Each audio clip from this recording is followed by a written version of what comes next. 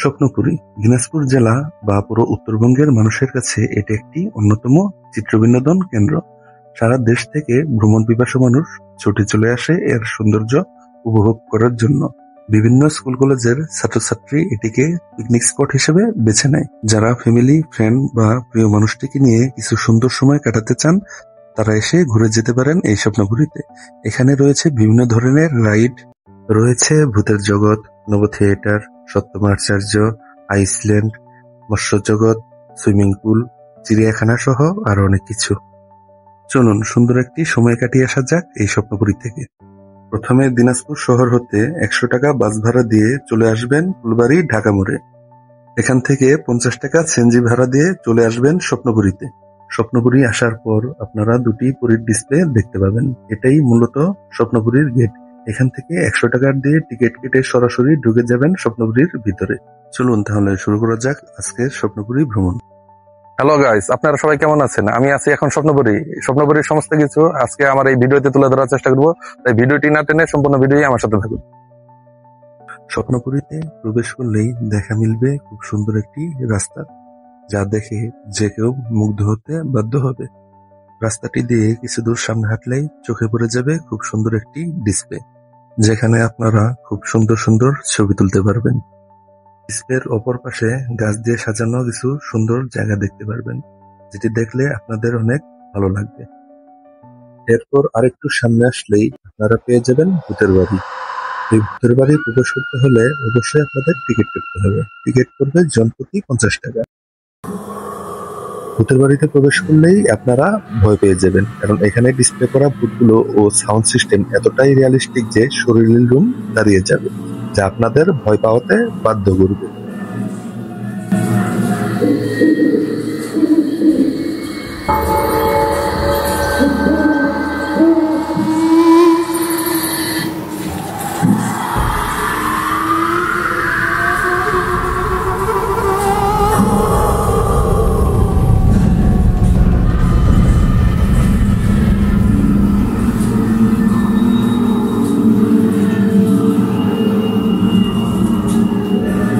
এখানে আমার অনেক ভয় লাগছিল, আবার খুব এনজয় করছিলাম। এক কথায় এদের সাউন্ড সিস্টেম ও ডেকোরেশন ছিল অস্থির।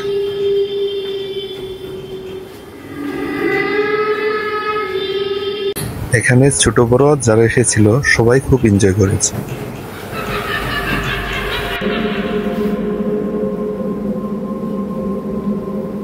আমার কাছে ভূতের জগৎটি অনেক ভালো লেগেছে। ভূতের জগৎ আমি অনেক এনজয় করেছি, অনেক ভয়ঙ্কর ছিল।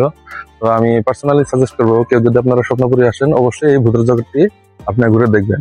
100% শিওর আপনারা খুবই এনজয় করতে পারবেন। ভূতের জগতের পাশেই ছিল নব থিয়েটার, যা আজকে বন্ধ ছিল। তার পাশে রয়েছে সপ্তম আচার্য, যেখানে আমি যাচ্ছি না। তার পাশে পেয়ে যাবেন আপনারা আইসল্যান্ড। আমি এখন আইসল্যান্ডে যাব। আইসল্যান্ডের প্রবেশ মূল্য হচ্ছে মাত্র 20 টাকা। এখানে প্রবেশ করলেই আপনারা দেখতে পারবেন লাল নীল বিভিন্ন কালারের কিছু লাইট, বরফের দেশের কিছু জীবজন্তুর ডিসপ্লে এবং চারপাশে লাগানো রয়েছে কিছু এসি, যা দিয়ে বরফের দেশের একটি ফিল দেওয়ার ট্রাই করা হয়েছে। এই ঘরের মাঝখানে একটি মনিটর দেওয়া রয়েছে, যেখানে বিভিন্ন ধরনের মুভি প্লে করা হয়। আপনারা চাইলে দাঁড়িয়ে দাঁড়িয়ে মুভি এনজয় করতে পারেন। এই ঘরটি ছিল খুবই ছোট, যা দেখতে আপনাদের 40 সেকেন্ডও সময় লাগবে না। আমার কাছে আইসল্যান্ড মোটেও ভালো লাগেনি। এই আইসল্যান্ডের ভিতরে কিছু ভাস্কর্য ছাড়া আর কিছুই ছিল না। কেউ যদি 20 টাকা দিয়ে টিকিট কাটে এসির বাতাস খেতে চান, তাহলে তারাই যেতে পারেন এই আইসল্যান্ডে।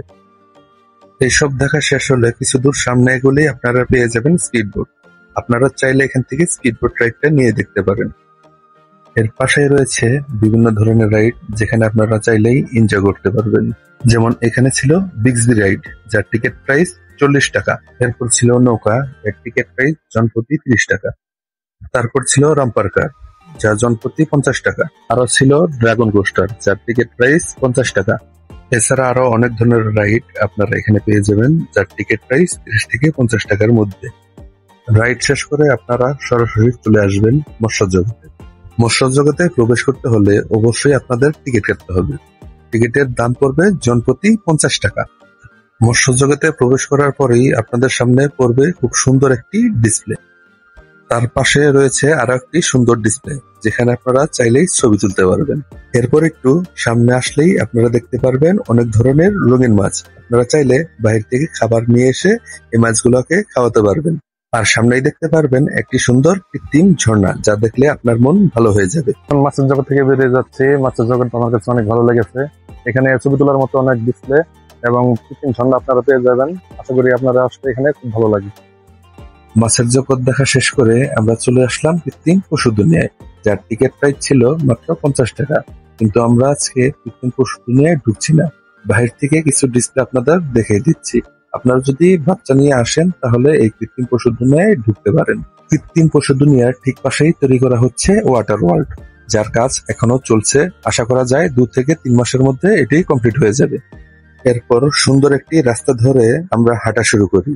স্বপ্নপুরীর প্রায় রাস্তাগুলি অনেক সুন্দর। এরপর আমরা পৌঁছে যাই ফ্রিজ হোয়াইলের সামনে। আপনারা চাইলে এখানে উঠতে পারেন। এর টিকিট প্রাইস হচ্ছে 60 টাকা। এর ঠিক পাশেই রয়েছে কেবল কার। আপনারা চাইলে 50 টাকা দিয়ে টিকিট কেটে কেবল কারে ভ্রমণ নিতে পারেন। এগুলো সবকিছু দেখে শেষ করার পর সারাদিনের ক্লান্তি দূর করার জন্য 50 টাকা দিয়ে টিকিট কেটে চলে এলাম সুইমিং পুলে। সুইমিং পুলে এসে আমরা দেরি না করে সরাসরি লাফ দিয়ে নেমে যাই পানিতে। আর আমরা এখানে অনেক সময় ধরে এনজয় করি।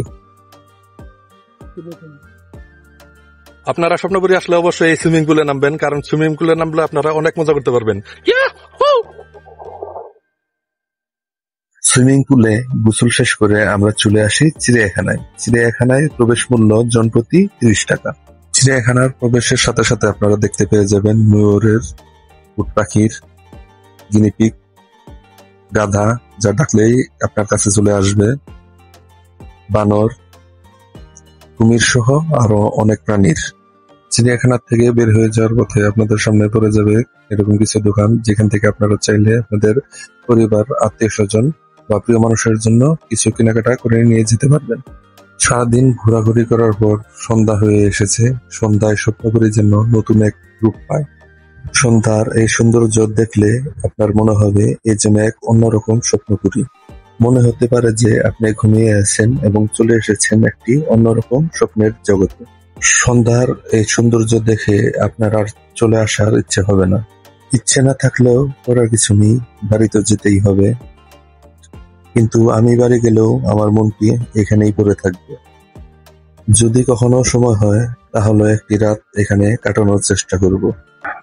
গাইস, সারাদিন এনজয় করার পর সন্ধ্যা হয়ে গেছে। আজকের মতো এখানে বিদায় নিচ্ছি। এতক্ষণ যারা কষ্ট করে আমার ভিডিও দেখছিলেন তাদেরকে জানাই অসংখ্য ধন্যবাদ। আবারও দেখা হবে অন্য কোনো ভিডিওতে। আল্লাহ হাফেজ।